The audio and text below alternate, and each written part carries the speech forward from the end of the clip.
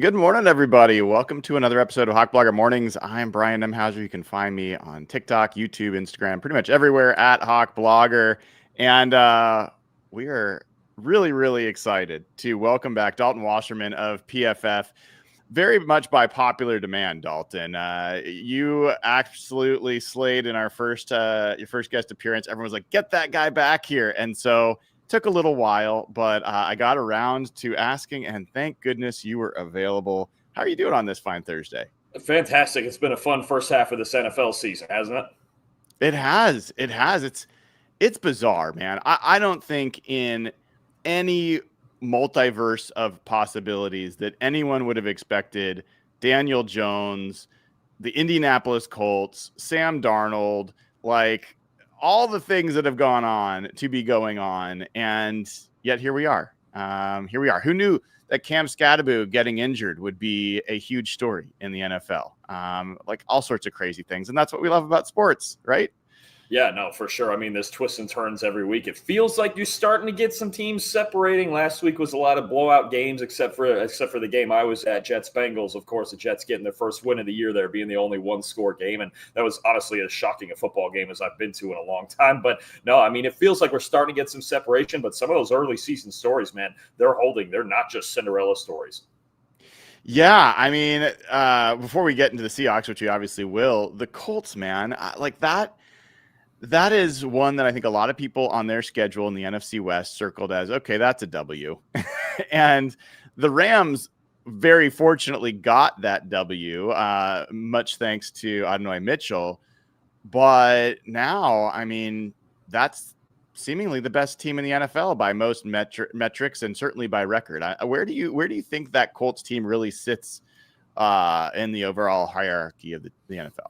I think they're the favorite to win that division. I think you have to consider them the way their offense is playing. It's the most efficient offense in football right now. Daniel Jones is playing excellent football. Jonathan Taylor's having a crazy season behind what I would argue is the best offensive line in football. They're loaded with weapons on the offensive side. And Lou Anarumo's done a solid job with that defense. I don't think they're the best defense in football. I have some issues maybe in the secondary when they get into certain head-to-head matchups, playing the Chiefs in a few weeks, which should be a fun one as far as a test for their secondary and for their defense. But offensively, they've shown they can play with anybody. And the turnovers were really the only reason they lost to the Rams. They could easily be 8-0. So when you have the most efficient offense in football, I have to consider you, even with the record, and, they got to play some tougher opponents coming up here, but at least a top 5 or 6 team the way that they've been playing so far. They're just so darn efficient on offense. I couldn't help but look back, just not meaning to torture Giants fans, but the I think it was the 21 Giants that had Dexter Lawrence, Leonard Williams, Julian Love, Xavier McKinney, Daniel Jones, Saquon Barkley. Like it went on and on. Andrew Thomas, like so much talent, and they were 4-12. And you just think about like how much coaching actually matters. Curious if you have a take on this. Like, do you think coaching has a bigger effect in football than it does in sports like basketball and baseball? I think so. I mean, so often, I won't tell you I'm the basketball expert. I've watched for a long time, but it's not like I am with football. I mean, to me, it often feels like in basketball, who's got the 2 or 3 best players on the court, right? Or in baseball, everything is so much about the individual events and the players, and sometimes there's managerial decisions. But football, it's every single play, how much a play caller especially is in control of, right? And I think coaching is one thing. I think Shane Steichen's got a perfect system for Daniel Jones to succeed. And there's also the issues of the supporting cast. Right, that Giants team, even the team they made what they made the playoffs with in 2022, they could really run the football. Saquon was awesome, but the offensive line as a whole was not as good as this Colts offensive line. The receiving core for this Colts team is way better than the Giants had on that 2022 team, right? And so I think so often there's so few quarterbacks too that are independent of their supporting cast. Like so few guys can just succeed anyway. Patrick Mahomes, right, can find ways to succeed. Josh Allen, right? Joe Burrow with the offensive line he's had has found a way to play well anyway when he's not getting hurt behind that line. But just about every other quarterback in the league outside of the 4 or 5 best guys, they need help, right? They need a good offensive line to protect them. They need that bevy of receivers to help them out. They need to be able to run the football. So not just the coaching, but the supporting cast. And I think that's getting to be more and more of an emphasis when building around a quarterback. Yeah, no doubt. And I mean, I'll always admit mistakes on this show because you have to be credible in that way. And my preseason prediction is looking awful of that Shane Steichen was going to be the first head coach fired. I mean, I looked at the Anthony Richardson situation. I was like, man, I don't know. I would not want to be stuck in that. And to their credit, they weren't. And one of the other things that's fascinating about that is a lot of conversation of what the Colts are doing, letting Will Fries and Ryan Kelly go. How's that offensive line going to perform? It's the best in football. So I love when things happen that you don't expect because it keeps life interesting. And speaking of things that maybe not a lot of people expected, the Seahawks sit here at 5-2, heading into play a Commanders team that was in the NFC Championship last year. Now is 3-5 and faces a Seahawks team coming in for Sunday night, and then they face the Lions after that. And they just found out yesterday Terry McLaurin, their star receiver, is going to be out for this game. He re-injured his quad. Hopefully it won't be long-term, at least what Dan Quinn said. But when you look at this game, what are the first things that come to mind? First thing that stands out to me is how much the Commanders' secondary has struggled and the opportunity for Jackson Smith-Njigba to have another huge game, right? He's leading the NFL in receiving right now. He's leading the NFL in pretty much every category we have right now, with Puka Nacua getting a bye week and then a week off. Smith-Njigba's really taken the lead in every category. And I mean, I just think the fact that he's such a three-level threat now. We saw earlier in his career with Shane Waldron calling plays. He was so conservative with the usage of Smith-Njigba. Last year, got a little more vertical, but still not the ideal usage. Now it seems like Clint Kubiak has gone in there and said, wait a minute, isn't this that guy that had 300 yards in the Rose Bowl that time and just tore up Utah? And obviously Mike Macdonald's like, yeah, he's pretty good. Yeah. So, and he started using him at all three levels. A 13-yard average depth of target is by far the highest of his career. So the usage of him as a vertical weapon, along with all the ways you can move him around in motion within the formation, I expect another dominant game from him because these Commanders cornerbacks especially have really struggled. Marshawn Lattimore made one play, the interception against Patrick Mahomes this past week, but this has been a bottom three coverage team in the league all year. I would expect Smith-Njigba to have another big day, and then for Clint Kubiak to find other ways to attack with A.J. Barner, with Elijah Arroyo, with Cooper Kupp and those guys. So I think Sam Darnold could have a big day against this Washington defense that's really struggled. Yeah, one of the things that stood out for me when I was looking at this matchup was not only the PFF coverage grade for the Commanders, which is 30th out of 32, as you were referring to, but this is one of the worst run defenses outside the tackles. They're one of the worst run defenses in outside zone. And that makes some sense. You've got some older linebackers, and if you're going to have Bobby Wagner needing to anticipate and flow to get to that outside zone, sure seems like it's going to open up bootlegs and other things that will be hard for them to keep up with those crossers. And we saw some of that against the Chiefs as well. So it almost feels like too clear of an advantage for the Seahawks for a team that's going to be going against a team that's pretty desperate. But when you flip sides, the Seahawks look like they're going to face Jayden Daniels, which is great. It'd be exciting to see him on the field. The Seahawks will not likely be with Julian Love. They will have Devin Witherspoon back. It seems like Derek Hall seems like he's coming back. Robbie Oots, the fullback, should be back. But sorry, that's offense. So when you look at the Commanders' offense going against this Seahawks defense, what jumps out to you?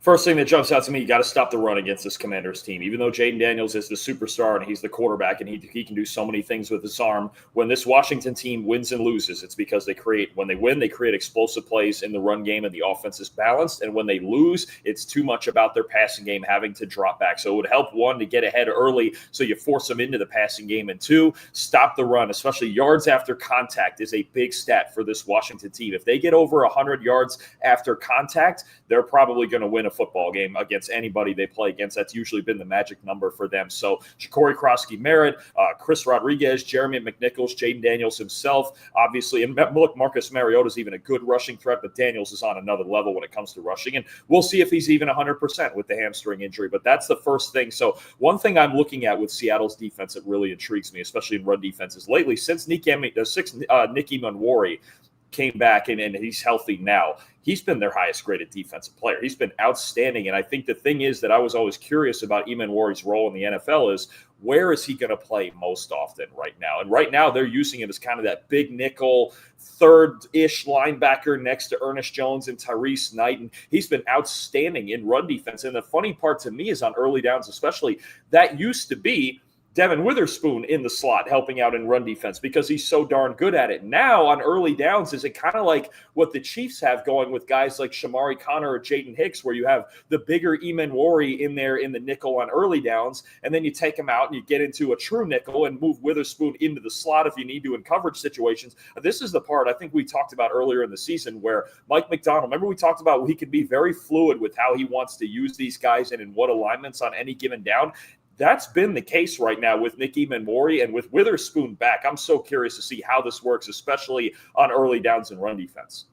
Yeah, I had Coach Cody Alexander from MatchQuarters.com on before, and he was kind of wondering if we're going to see dime, if we're going to see both Witherspoon and Emanwari on the field inside and Job and Tariq Woolen outside, and that you have Ernest Jones as the only linebacker. Now, I don't know if that's something that we'll necessarily see, but it is a trend that a lot of NFL defenses, or some NFL defense, the Rams, I think the Vikings, have been really trying to live in some dime looks. So I would love to see that and see how the team can hold up, because both, to your point, both of those guys have been good run defenders. They're good in coverage. They're both good blitzers. Could be a nightmare for opponents if they roll that out there.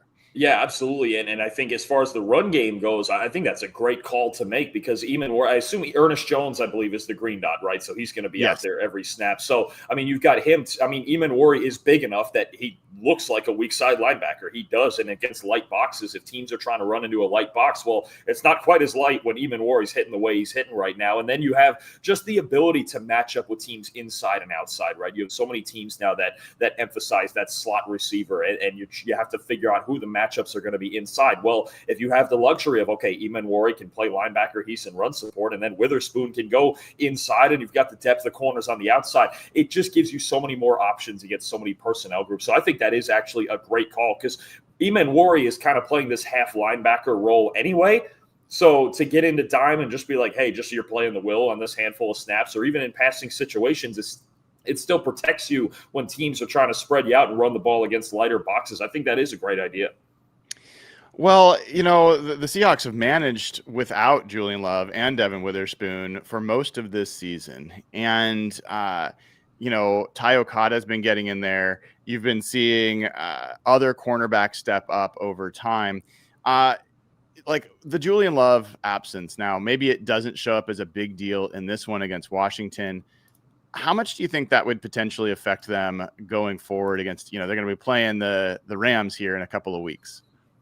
Yeah, I mean, against a team like that with all the weapons they have and the way Stafford can attack vertically, you need your full coverage unit out there. You need everybody healthy. I think it would be more of a factor this week. I think about teams that can get vertical down the middle of the field especially. It would be more of a factor this week if Terry McLaurin was playing. I think that would be a problem. But against a team like the Rams, against a team, later down in the season, against the Colts, right, when you talk about a team that is actually starting to, for as conservative as their offense sometimes is, they're starting to let Daniel Jones take some shots downfield a little bit, and just for the respect, make it defenses respect him and put those two safeties back there. But no, it is going to be a factor in these future games. You always want your starters out there in the secondary because you're only as strong as your weakest link. But got to give some guys credit back there at safety too. You mentioned Ty Okada. He's played solid football. Kobe Bryant's played solid football pretty consistently throughout the year. So I think the fact that they have so much depth in the secondary is just as big a factor as the top end talents like a guy like Witherspoon.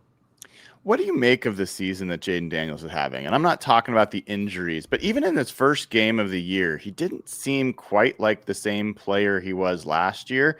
His numbers are pretty similar in a lot of ways, but maybe a little bit less success running the ball. But I'm curious, what do you make of how Jayden Daniels has played this year? To me, the health is obviously one thing where he just hasn't been consistently out there. He's had a couple of injuries now. And number two, the absence of Terry McLaurin for most of this season and now continuing again really, to me, McLaurin's the second most important player on their team because they do have, yes, a depth of weapons. They've got the backs and Deebo Samuel and Zach Ertz and those guys, but McLaurin's the one true vertical threat. And when he's not on the field, everything gets squeezed down. It just gets squeezed down towards the run game and more players can play in the box. It gets squeezed down towards all those other guys that want to win after the catch and they run a high rate of screens and they get the ball out quickly and things like that. You can feel right now just for the entire offense. And has Daniels been quite as good as last year? No, I would say he hasn't, but there's also been some other factors in that. I think the McLaurin injury, the contract negotiations before the season, everything's just kind of affected this offense because when your one home run threat is not out there on the field, you can feel defenses just creeping up towards the line of scrimmage. And right now, the Commanders aren't showing many answers to threaten those teams vertically without McLaurin. Yeah, one of the things that stood out to me in this matchup is the Commanders have not won a game this year when they've rushed for less than 163 yards. Like, that is crazy. And the Seahawks haven't allowed more than 89 yards rushing since week 1. If the Seahawks are able to hold them down like they've done to pretty much every other offense on the ground, is there a path to the Commanders still putting up enough points to win this game? I don't think so because I do think Seattle is going to get into the mid to high 20s in points with the way Sam Darnold is rolling. And obviously, finally got off the home winning curse, or whatever's going on there. I know that's been a topic of conversation lately is like, why don't we win our darn home games? We'd be just fine if we just win at home. But no, I think actually, no, sorry. This game's at Washington. Sorry, I had it mixed up. But no, I think I would expect Seattle to get into the mid to high 20s. And Washington's offense is so much better when it is two-dimensional because it sets up the screen game, the RPOs, the play action, and everything like that. All of the deception that Cliff Kingsbury can throw at you. It's not an offense that's necessarily designed to always be in the drop back game and just rely on the quarterback like that to that level. So if you do stop the run, I really like your chances because, it correlates so heavily to Washington's success is if they can dominate on the ground first and foremost and then get into the rest of the layers of their offense.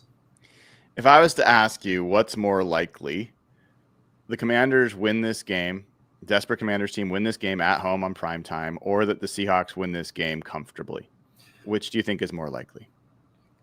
How comfortably are we talking? Like 10, somewhere in there? More than a score for sure. Let's say sure 10. I was thinking 14 plus. I think we're going with alt spreads and everything. We're getting a gambling segment on this show here. I would actually probably say Seattle winning comfortably. It's the problem of Washington. It's not as much about Daniels, but it's the problem of Washington's defense, right? They've given up so many points throughout this season and their secondary is just such a problem. I look at the first thing, like you mentioned at the top, the very first thing I look at in this game is what in the world are they going to do with Jackson Smith and Jigba? It wouldn't shock me at all if you saw 150 in this game from him because they just don't have answers. Even, the Chiefs game the other day, they got a couple of interceptions. One was a great play by Marshawn Lattimore. It's really the first great play he's made this season, but eventually it just caves in. And there's so much pressure on this offense to perform because of the way their defense is performing right now or not performing right now, especially in the secondary. So I think it's more I think it's more likely that you could see the road factor is one thing, but the Seahawks play well on the road too, so that hasn't been a big issue. It's Washington's defense, and it severely lowers the floor on this team. And the way that Darnold's throwing the football, I think they're going to put up a lot of points in this game. So we're talking to Dalton Wasserman of Pro Football Focus, PFF as it is affectionately known. And I wanted to kind of turn to a conversation you and I started having last time, which was this notion of identity. You had one of the first people, I think, nationally that was talking about the Seahawks having a clear identity. And that was a few weeks ago. I think that was after the Arizona game. I'm curious, it seems like that has continued and persisted. Is that in your mind common in the NFL? Do you feel like the majority of the teams have an identity, or do you think there's only a few that seem to have clear identities this year? The good ones do, and I think that's part of what makes them good is they have enough talent to do what they want to do, and they are able to execute that at a consistent level week to week. I look at, and there's some teams at the top, like Philadelphia is trying to find it. They're starting to, but I look at certain teams that I've seen on tape this year, especially on offense, the Colts, the Seahawks, the New England Patriots. They know exactly what they want out of their offense, and they're still improving. those teams that do have that identity and knowing what you want to do as a coaching staff and as a team week to week and being able to dominate in your core concepts, that's huge. That's what every coaching staff wants to do. So a lot of those teams I look at and I go, yeah, I know what these teams are going for. Then I look at a lot of teams, circling towards the bottom. The Atlanta Falcons, the Arizona Cardinals are an example. I think there's certain teams, the Tennessee Titans, I know they were expected to be bad, but these are teams that I watch that I go, yes, you might be deficient on talent in certain areas, but I also don't know what you're trying to do here. I think it's been a big problem with the Arizona Cardinals, especially. There's been a lot of talk about Drew Petzing, the offensive coordinator, and I watched them a lot of weeks, and I go, they have enough talent to win.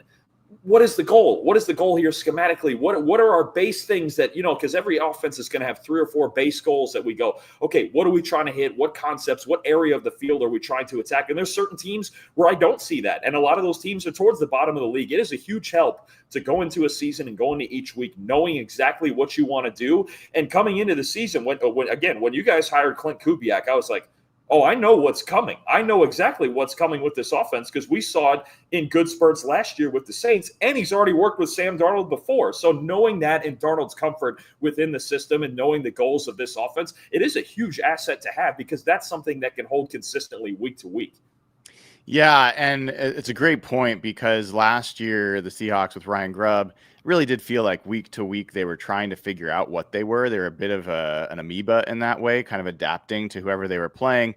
And it's interesting with the Arizona, I feel like the loss of James Conner really impacted their ability to be who they want to be. And I don't think they honestly built a roster to accommodate the loss of a true bruising back the way he plays the game. And so now you've got the Seahawks that have a head coach who's also the defensive play caller and an offensive coordinator that are pretty clear about what their schemes are, how they want them to work, and how they want to sequence and approach their play calls. The feels very different than a year ago. So, when you look at this Seahawks team and you see the outline of their identity, first question there is, what is it? What do you see as, how would you describe the Seahawks identity? So first of all, on both sides of the ball, they're a physical football team. They want to be a physical team. They want to walk out every week and be the more physical team. Now, every coach can go and say that, but I think there are certain teams that emphasize that more. The Colts have that, especially on offense. The Eagles have that. They've had that for years. It's how they built their organization. It's how they've won 2 Super Bowls, right? So they want to be the more physical football team. What does that mean? Offensively, it's Clint Kubiak, right? Outside zone run game. Then we get to the play action. Then we're slinging it down the middle of the field. Those are the very, very clear goals with this team. Involve the tight ends as well. You love, and part of that is having that 12 personnel really going with A.J. Barner, who I think has just been the most underrated player on this team this year. One of the most underrated factors in football is the emergence of A.J. Barner, and then Elijah Arroyo next to him as a really good complement with different skill sets. But they want to be more physical on offense with that zone run game and get into play action. Defensively, they can mix up the fronts. They can go to a 4-man front. They can go to a 5-man front. It starts with Leonard Williams on the inside, with Byron Murphy on the inside. And you mentioned the run defense. We're going to stop the run. We know we got a lot of talent in the secondary. That doesn't matter if you don't stop the run. There are teams in this league with good secondaries that can't stop the run, so it doesn't matter. We got to stop the run. We got to get teams in 3rd and 7, and then they're throwing into all those guys we talk about: Witherspoon, Woolen, Love, Eman Wari. The linebackers are good, right? So it all works almost in sequence on both sides of the ball. It starts with running and stopping the run and being more physical, and then you work back there because you've got a lot of talent on the outside too on both sides of the ball. Yeah, Dalton, I thought that the team that would be best equipped to slow down or kind of counter Clint Kubiak's offense was the Houston Texans. Great edge rush, can get there with 4 guys, have really good cornerback play. So they can, if you're going to do a 2-man route, they're going to be able to cover you generally. And the Seahawks went out and scored 27 points with a blocked field goal and a Cooper Kupp interception going in towards the red zone. That's the most points the Texans given up all year. I guess I'm left wondering if this is the identity of the team, both on offense and on defense. What's the type of team that will probably give the Seahawks the most problems? I think it would be a similar defense to Houston where they just have so many tools, right? And defense, and look, the Texans defense, they forced Darnold into some mistakes. And to Darnold's credit, he had the chin. And it's not like his early career with the turnovers will just, come in spades, right? When it used to be with the Jets, one turnover would suddenly turn into 4 and 5. His ability to bounce back from some difficult things in that game, I thought was impressive. And then you just have sometimes in those moments, Brian, you just have to rely on your best players. And your best player is Jackson Smith and Jigba, right? Can our best players be better than yours on that night? Seattle's were, and credit to their defense too for forcing all those mistakes and turnovers and sacks from the Texans offense, right? So sometimes games are like that, but the fact that you mentioned it, they still scored 27, that's really impressive. I mean, look, I look at the rest of the Seahawks schedule and I look at one specific team that you're playing twice, and I look at the LA Rams. I mean, they've got a great defense, and that's at this point from what we've seen from Seattle so far, it is going to take just a great defense and a great defensive effort. They only scored 13 in week 1 against San Fran, but I also think that's a team in the Seahawks that, look, it's week 1, new OC, new quarterback, you're figuring things out. And the other loss was the Bucs, and that was a shootout. So I think it's going to take a defense of that caliber of the Rams. That's why that's going to be such a fun game in a few weeks and then again later in the season, because they do seem to have all of the answers. They have an elite D-line. They just traded for more secondary help in Roger McCreary. They've got a balanced secondary, even if it's not maybe the best one in the league. I mean, they've got everything. And what they throw at you up front especially is going to be key. This young Seattle offensive line, I think, is a big thing that's going to be tested in those 2 games. Do you think the Rams would you pick them as the favorite to be the NFC representative? Oh, for the Super Bowl? Yes. Man, there's some good ones. Oh boy, I've been in the boat that I think if they can just continue on the path they've been on the last 2 weeks, it's hard for me not to say somebody has to knock off Philadelphia because they've been so dominant the last few years. And look, for as much as we're complaining about how their offense looks and how Jayden, they're still 6-2. They're still playing pretty good football. They don't give the ball away, and their defense is figuring it out. I'm intrigued with this trade they made for Michael Carter from the Jets and what that does to the cornerback room. But I'm in the mentality, and I'm in the mentality the same way with the AFC. If you ask me about the Colts and this and that, I go, listen, you still got to beat Kansas City, right? I kind of have that same mentality, but there's some darn good teams. The Rams are a threat. Absolutely. They showed that last year. The Lions are rolling right now, and then you've got some dark horses, Seattle, Tampa Bay. Green Bay is probably not considered a dark horse. We know Green Bay is good, but the NFC's wide open. I think I would lean Philadelphia just as the reigning champs, but you got a bunch of teams, I think, head to head that could beat each other. It's going to be an awesome playoff race. So last question there is, looking at, we talked about like what would be a tough team for the Seahawks. This identity that they're developing, the physical identity, how far do you think that gets them? Like where does that play in the playoffs? Do you feel like there's a point where they're going to hit something that is a real snag and force them to kind of deviate from what they've been doing? I think that the teams that you talk about that would hurt them, and a lot of the good teams in the NFC have this, is teams with really good defensive lines. And look, I don't think that's a team with a really good defensive line is always going to give you problems, right? Philadelphia, the Rams, the Lions with Aiden Hutchinson on his new contract, right? There's some really good teams with great defensive lines. Those are the ones that are going to give them the most problems. So look, I think Seattle, I think they're capable of winning this division. I think they're capable of winning a playoff game or two. I really do. As long as, look, the offensive line holds up and continues to progress and stay healthy. That's been a big thing too with this 5 that you're using right now is they've been healthy. We haven't seen a whole lot of injury issues, especially season ending and things of that nature like we saw last year. If the offensive line holds up and Darnold keeps throwing the ball the way that he's throwing the ball. I think, everyone talks about Stafford and obviously Patrick Mahomes and certain other guys, Dak Prescott, who are having great years. Sam Darnold's just been outstanding. When you have a quarterback throwing the ball like that, you can beat anybody. And you've played some good defenses this year. You put 35 up on Tampa Bay. You beat Houston. The Jacksonville game, I think, was an underrated win. Even though it's only 20 points, Darnold was outstanding in that game, and that's a really good defense so far this year. So when you have a quarterback throwing like that, you can beat anybody, but that's going to be the big difficulty is those teams. Oops. Getting a little bit of internet fun with Dalton on this. See if we can catch you up, Dalton. You back? Did I lose you? Did I lose you in the last part of that rant there? You did. You did. You're back now, though. Yeah, we got it. We got it. Yeah.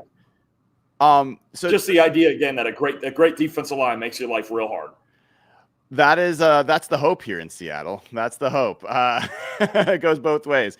So, Dalton, tell folks where they can find you and anything coming up from PFF that they should check out. For sure, PFF.com for all this great data. If you want to get a PFF Plus subscription, feel free to do that to see all the grades and data for the NFL and for college football. I work college football too, and that's a lot of fun. It's been a lot of chaos this year. And I know people up there, you know what? Big win for the Washington Huskies last week against Illinois. That's another team. No, they're not out of the playoff race yet either. You might see two teams in Seattle in the playoff. We'll see. But no, and then on YouTube, the PFF NFL show and the PFF College Football show. Myself, Trevor Sikkema, Max Chadwick. Tune into both of those on YouTube. Great. We have a great time breaking down all of the game previews every week, all the game reviews every week. And actually on the college side, we got a mock draft coming this Friday, I believe at noon Eastern. So we're doing our monthly mock draft here on the college side. If you want to see that and check out who Seattle might take in this upcoming draft. Love it. Dalton Wasserman of PFF, man. Thank you for coming on. Appreciate you. Absolutely. Appreciate you as always, Brian. Thank you. All right. That is and was Dalton Wasserman of Pro Football Focus. Great guest as always, lots of insights, and the fact that he's bouncing around from college to pros. I got to say that the college season has not held my attention this year. I tend to just do a lot of cramming after like January on, but like fascinating stuff there. And I think it's going to be an interesting draft class. I don't think it's as talented as the last couple of years. And I think that could factor into some teams being more willing to part with draft picks than they were. But I've got a few things for you guys. One, I want to go over the more detailed injury report for the Seahawks. Two, I am working on what's turned into a long article about the Seahawks identity and the path to getting there. So I'm going to go back to work on that, see if I can get it out today. It might take all the way till tomorrow. This has been a doozy. It started off as a very small article on short yardage, and it's morphed into something much bigger. So I'm going to take some time to work on that. But let's first make sure we get to Super Chats because there's something special that happened there. Italian Night 78, 50 free Hawk Blogger memberships, one of the most generous audience members and members of this community that we've got. Italian Night, 50 free Hawk Blogger memberships. If you want one of these, all you got to do is go turn on gifting for your YouTube account. If you don't know how to do that, Google it. And then like the show, subscribe, watch it, all that kind of stuff. And YouTube will decide if you are an engaged fan or audience member, they will gift you one of these free memberships. So that's all you got to do. And I've heard from some folks that they're not getting notified on the YouTube shows when we go live or when we schedule them. It's very annoying. I wish it would. That's the whole point of a subscription, right? Is to be notified when these things happen. You might want to consider joining at patreon.com/hawkblogger. You will never miss a notification there. Every time after one of these shows airs, I post it there as a audio version, ad-free, so you can listen to it there. You also can then get verified over at hbtix.com. You get access to the Discord server. Lots of fun stuff there. So patreon.com/hawkblogger. I see a lot of people joining where, I think we're eventually going to get up to 1,000 people in that community. It'd be really fun. And we're only, I think, 5 reviews on Apple Podcasts away from 500, I think is what the number is. I haven't looked yet today, but a big number. So we're just a few reviews away. I've seen some really, really nice reviews and really appreciate it. So thank you guys for doing that. And seen some good comments over there on Spotify as well. If you have not already gone to SimplySeattle.com, use code HawkBlogger15. You are going to want to do that. Get the best Seattle sports gear you can find. Seahawks, Mariners, Huskies, Sonics, Kraken, whatever your thing is, you can get it at SimplySeattle.com. Use code HawkBlogger15. Go over to JKBoots.com. /hawkblogger, jkboots.com/hawkblogger. You got to go to that exact URL. The link's in the description of the video, and that will get you a special deal on the best boots you're ever going to own. Great gift for you. Great gift for someone else. These are kind of lifetime boots, man. They will last forever. Made by a Washington company over in Spokane, family owned. They've got like 300, 400,000 subscribers on YouTube. I wish I could say that. just because people like to watch how they work with leather. I mean, these are experts at their craft. Not to mention, they also do things to benefit the Wildland Firefighters Foundation that helps keep our Northwest Forest firefighters safe and keeps the Northwest the beautiful place we all love. So jkboots.com/hawkblogger, great place to go. And of course, download the Sleeper app. And right now you can get a special $20 with no deposit required. Plus, if you use promo code Hawks, you get up to a $100 match on your first deposit. Terms and conditions apply. See Sleeper's terms of use for details. Currently operational in over 25 states. Check out Sleeper today. All right, let's get to those injury updates. And there were a lot of them. And we're going to talk about it for both teams. But specifically, let's focus on the Seahawks first. So, as expected, Julian Love did not practice. He was not expected to, and we could find out as early as today that he's going on IR. Derek Young also did not practice as expected. He as well, and probably more likely than Julian Love, is probably headed to IR. Derek Hall, who practiced coming back from an oblique injury, was limited. So that wasn't great. It wasn't bad necessarily, but I would have loved to see a full participant. The fact that he is a limited participant could mean that he's not a sure thing for this week. You got to be careful with core injuries and oblique injury. That could turn into something that's lingering. We're seeing what's happening with Julian Love. You don't want that to be something that continues to linger there. If they don't play with Derek Hall this week, I don't think it's the end of the world. Obviously, it would be great to have him back if they could, but that's just one to watch. One that got my attention, Sam Darnold was on the injury report with a chest injury, and he was full. He was a full participant, so it doesn't seem like this is going to be something that that threatens his availability this week. But I told you all about how dirty of a player Azeez Al-Shaair is for the Texans, and that one of the things I was hoping for is that we'd get out of that game without an injury that he caused. Well, that appears to have not happened. That play, which I can't believe there's people that are saying it shouldn't have been a penalty when he literally was on the sideline, picked up Darnold, and then planted his full weight into the chest of Darnold. That was clearly a penalty and also a dirty play. Like, it was a dirty play. He was trying to hurt him. Like, he wasn't trying to just tackle him. He was already out of bounds. He was already going down. There was no need for that. And Sam Darnold got the full weight of Azeez Al-Shaair on his chest. So we're going to have to watch that, see if maybe that affects any of his passes or anything else. But I did not like seeing the Sam Darnold injury show up on the report. Also, a new injury that I hadn't seen before, Cooper Kupp showed up on the report with a heel injury. He was a full participant, but heel injuries are something to kind of keep an eye on. Those can be chronic. They can stick around for a little while. There's all sorts of potential heel injuries, but let's hope that that's not something that lingers. Jaron Reed also showed up with a wrist injury that I had not yet seen, that he was also limited. So not great there.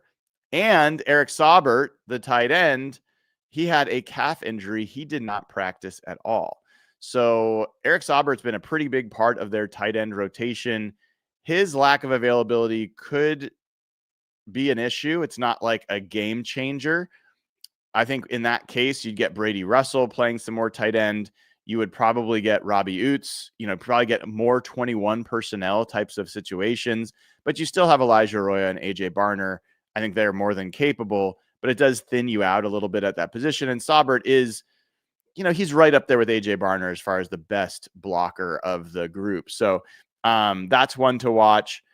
Devin Witherspoon was a full participant. Christian Haynes, the guard, was a full participant. Mike Macdonald made it clear Christian Haynes would be a backup when he returned. So don't get too excited there, but it is good to see Christian Haynes is on the list. So, Robbie Oots participated fully. I think he's going to play this week. But that was a longer injury report than I was expecting to see, and some notable ones there. Now, on the Commanders side, Jade Daniels was full. All signs are that he's going to play this week. Javon Kinlaw, who also was injured against the Chiefs, he was a full participant, their defensive tackle. Expect him to play this week. One that I thought was interesting to watch, Johnny Newton or Jazan Newton, depending on what you like to call him, their second-year defensive tackle. He did not practice with an ankle injury. So they're already missing a number of players on the defensive side, especially on the pass rush. Losing Newton would be another blow to that team. Finally, Terry McLaurin did not practice. He's out for this game. But also, Laramie Tunsil, their left tackle, and Matt Gay, their place kicker, did not practice. Now, Tunsil has a hamstring injury. He was taken out of the Chiefs game. He missed the rest of that game. Dan Quinn said they're going to kind of see toward the end of the week. But if Tunsil's out with McLaurin out, if they also have Johnny Newton out, I mean, there's just a lot of injuries. The only thing that I don't like about this game this week is that the Seahawks have every reason to win. Like, every football reason points to the Seahawks winning. I don't like that. That generally, the NFL doesn't go that way. The NFL is not that simple. Everyone's going to go into this game as a Seahawks fan expecting them to win. And usually that's a painful situation. So that's really, I mean, it's not logical. It's not fact-based or evidence-based. It's just experiential. Like that is the life of an NFL fan, is just when you think you got it figured out, you don't. So I'll be keeping an eye on the Vegas odds because they tend to see things that the rest of us don't. Right now, the Seahawks remain a 3-point favorite. Now, that's down a little bit. They were a 3.5 point across a number of books. I think it's down to 3 in most places. So I don't know. Maybe the Jayden Daniels thing shifted things. Maybe the Julian Love news shifted things. But it just that's what makes me a little bit uncomfortable about this game. All right, we got a couple more super chats here. Mark Bess joined as a member on YouTube. Love it, man. Welcome to the crew. Great to have you. And then Ian Groff says, appreciate all your hard work, Brian. What would JSN ultimately have to accomplish to get an MVP? Oof. I mean, it's tough because think about Saquon Barkley last year and the year he had. I mean, how dominant of a non-quarterback player he was. He didn't win it. Think about Christian McCaffrey's year in 2023, how dominant he was. He didn't win it. It kind of has become just a quarterback award. I think for JSN to win it, he'd certainly have to break Calvin Johnson's record. I think he would have to increase his touchdown rate. Like he's as well as he's playing, he's not scoring a ton of touchdowns. Not like he's scoring none, but he's not on a record pace from a touchdown perspective. He's on a record pace from a yardage perspective. And then I think you'd have to have quarterbacks that are kind of just not that impressive or did not shine as brightly. And then finally, Seahawks would have to have maybe the number 1 seed. Like if that happened, those are the things that start leading people to say, well, we've got to award someone on that team. Who would we give it to? Is it Sam Darnold or is it JSN? And if JSN's setting records, they might give it to JSN. So a lot of things would probably have to happen for JSN to win the MVP. I think Offensive Player of the Year is more realistic, but it's a fun thing to talk about and debate, and we'll see. We are going to be having our Real Hawk Talk show tonight at 5:00 with Evan Hill and Jeff Simmons. It's going to be a good one. Actually, one of the things we're going to kind of discuss is getting in the Wayback Machine and trying to remember what it was like to be a Seahawks fan in 2011 and like what the Seahawks were then, what we had learned about Pete Carroll, what we still were trying to learn about Pete Carroll, and then get a feel for where are the Seahawks along that curve of that team eventually grew into a champion. is this team at that point like a couple years away? Are they the 2012 team? Are they a year away? Are they like 2013? Are they like, is this year a realistic chance? We're going to kind of discuss that and kind of remember that this is a special time, even if this is not a Super Bowl year, which it might be, but it might not. This is a team that's on the right track towards building something meaningful. They're the third youngest team from a snap weighted age perspective, meaning the players that are playing the most snaps mean that make the Seahawks the third youngest team in the NFL. They're building something here. There's an identity that's formed. There's good coaching going on. There's reason to think that their best days are in front of them. And so this is kind of a chance to appreciate. And I remember back then during the 2010, 11, 12 buildup, even the 2013 season, doing my best to help people contextualize what was going on. I remember after the Texans game, people were freaking out. And so like, this team sucks. This defense sucks. How do we give up 470? This is back in 2013. There were people that hated the way the defense was playing, and it's overrated. Like, the people just didn't, some people, not everyone, didn't appreciate what they were experiencing. And it's really hard to actually recognize something special that's happening in the moment that it's happening. And I don't know that we're at that point yet, but we are in a point where I think the right things are happening for this team to be a lot of fun for the foreseeable future. So let's enjoy it. We'll talk about that on Real Hawk Talk tonight at 5:00. And then, yes, we will make sure as best as possible that Jeff will not talk baseball, because I know that's a sensitive topic for all of us, but appreciate all of you. All right, everybody. A little bit shorter show today. I got to be at the VMAC. I'm going to be talking to Sam Darnold, talking to the offensive coordinator, defensive coordinator, all those guys, and going in the locker room. So keep an eye out for some locker room sound. I probably will have some for you today. And you can get that up on patreon.com/hawkblogger, or you can also get it on wherever you get your podcasts, Spotify, Apple Podcasts, so forth. And if you want ad-free versions of the audio podcast, you just go to patreon.com/hawkblogger. All right, everybody. Appreciate it. Hopefully you enjoyed the time with Dalton, and I will see you all tonight at 5:00 Pacific. Take care.